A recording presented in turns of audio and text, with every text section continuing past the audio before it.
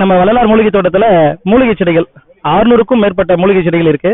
அதில் இப்போ சாம்பிளாக உங்களுக்கு நான் சொல்ல போகிறேன். இது இன்சுலின், சுகர் ப்ராப்ளத்துக்கு இதை நம்ம சாப்பிட்றோம்.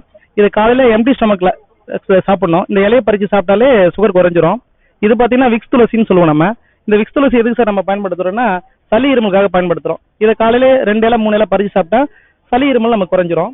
இது அஸ்வகந்தா, நீங்கள் கேள்விப்பட்டிருப்பீங்க. அஸ்வகந்தா, அதிமதுரம் இதெல்லாமே பார்த்தீங்கன்னா உடல் வலிக்காக நம்ம பயன்படுத்துகிறோம். ஸோ உடல் வந்து வலிமை பெறணும் அப்படின்னா நம்ம அஸ்வகந்தாவை பயன்படுத்தலாம். இது பார்த்தீங்கன்னா இலைப்பிரண்டை. இந்த இலைப்பிரண்டை நம்ம எதுக்கு சார்னா மூட்டு வலிக்காக தான் பயன்படுத்துகிறோம். இந்த இலைப்பிரண்டை நீங்கள் துவையல் பண்ணி சாப்பிடலாம். ஸோ நல்ல ஒரு மூலிகைன்னு பார்த்தீங்கன்னா இந்த இலைப்பிரண்டை தான். இதை நம்ம மூட்டு வலிக்கு நீங்கள் துவையல் பண்ணி சாப்பிடலாம். அடுத்தது பார்த்தீங்கன்னா இந்த மகாவில்வம். இது சிவன் கோயிலில் நம்ம வைப்போம். இது நார்மல் வில்வம், இது மகாவில்வம். இது பார்த்தீங்கன்னா திருநீற்று பச்சிலை. இது எது சார்னா அந்த காது வலிக்கெல்லாம் நம்ம சப்ஜா வலின்னு கேள்விப்பட்டிருப்பீங்க, அதுதான் இது. ப்ளஸ் காது வலி இருந்தால் இந்த சாறு விட்டிங்கன்னா காது வலி போயிடும். இது பார்த்தீங்கன்னா வசம்பு, வெட்டி வேறு வசம்புன்னு சொல்லுவாங்க.